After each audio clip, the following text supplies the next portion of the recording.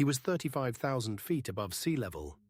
The storm had already arrived. He had not moved in hours.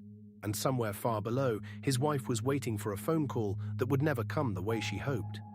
Rob Hall knew Everest better than almost any living person. He had stood on its summit 5 times. He had guided dozens of clients to the top and back. He had built his entire identity on one idea, that with the right systems, the right discipline, and the right decisions, a person could be brought to the highest point on Earth and returned alive. On the 10th of May, 1996, that belief was tested in the most brutal way imaginable. And it cost him everything. Robert Edwin Hall was born in New Zealand in 1961. From an early age, the mountains were not a hobby, they were an obsession. By his mid-20s, Hall had established himself as one of the most technically skilled alpinists of his generation. He climbed in the Himalayas, in South America, in Antarctica. He didn't just summit peaks, he studied them. He understood weather systems, altitude physiology, and the psychology of decision-making under pressure. In 1990, Hall co-founded Adventure Consultants. The vision was straightforward. Bring paying clients to the summit of the world's highest mountains, safely and professionally.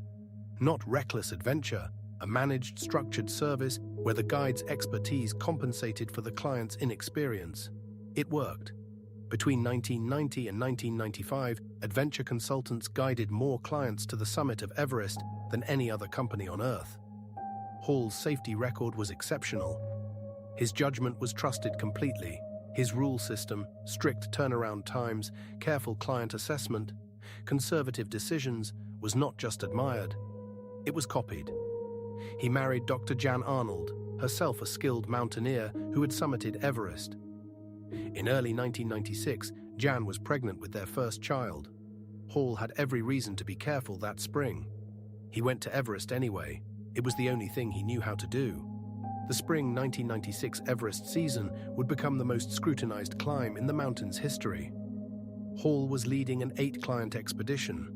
Scott Fisher, an American guide running Mountain Madness, led his own team on the same mountain. There were other groups too, multiple guided expeditions, independent climbers, an IMAX film crew. The overcrowding was already a concern. More teams meant more bottlenecks, more variables, more chances for something to go wrong. By early May, teams were moving into position at the higher camps, waiting for a weather window. At 8,000 meters, the death zone, the human body deteriorates in real time. Oxygen content is 1/3 of what it is at sea level. The brain slows, judgment clouds, physical coordination breaks down. Every hour spent there accelerates that deterioration. Summit days must be timed precisely, leave the high camp before midnight, reach the summit. Return before darkness makes descent impossible. Hall's turnaround rule was absolute, kota karbafalk PM. Turn around no matter what. No exceptions. In 1995, he had turned clients back within sight of the summit because the time had come. They were devastated. They survived. He understood better than anyone. The mountain doesn't care how close you are. On the night of May 9th, Hall's team departed Camp 4 at 11:30 p.m. The early hours went well. Progress was steady. The weather was calm. Then problems emerged before dawn. Fixed ropes on a critical section near the Hillary Step had not been properly installed. Teams arriving at the bottleneck were forced to wait while the ropes were secured. 40 climbers backed up on the upper mountain, losing time, burning oxygen. Throughout the morning of May 10th, climbers pushed toward the summit. The sky was clear, the view was staggering, and the clock was moving. Rob Hall reached the summit of Everest at approximately 2:10 p.m., just past his own turnaround time. He was not alone. With him was Doug Hansen, a 46-year-old postal worker from Washington State. Hansen had attempted Everest with Hall the year before and been turned back at the south summit, just 300 vertical feet from the top, when the turnaround time was reached. He had come back specifically to finish what he started. Hall had agreed to guide him again. Hansen reached the summit exhausted. Moving slowly, he had pushed himself to the absolute limit just to get there. What happened next is one of the most agonizing chapters in mountaineering history. Hall recognized Hansen was in serious trouble. Depleted, low on oxygen. descending from the summit of Everest is not passive. It demands active movement, coordination, decision-making, all of it severely impaired at this altitude. Hall had a choice: leave Hansen and descend independently, preserve his own strength, survive. He did not do that. He stayed. Doug Hansen had come back because Hall turned him around the year before. He had invested everything, financially, physically, emotionally, in this second attempt. He had made it. He was standing on top of the world, and he was barely standing at all. Rob Hall, the man whose entire career was built on bringing clients home safely, stayed with his client. Then the storm hit. The storm that struck Everest on the afternoon of May 10th arrived with little warning. Weather forecasting for the high Himalayas in 1996 was far less precise than today. Conditions that appeared favorable in the morning collapsed in hours. Winds surged. Visibility dropped to zero. Temperatures fell to lethal levels. The combination of wind chill, exhaustion, depleted oxygen, and total whiteout created conditions that were virtually unsurvivable for anyone caught in the open.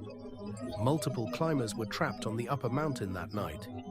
Several died. Hall and Hansen were near the south summit, 28,700 feet, when the storm engulfed them. At some point during the night, Doug Hansen died. Whether he fell, whether hypothermia took him first, the exact circumstances are not known, but Hall's radio transmissions the following morning confirm Hansen was gone before dawn. Hall remained where he was. He could not descend. By dawn on May 11th, Rob Hall had been near the south summit for over 12 hours.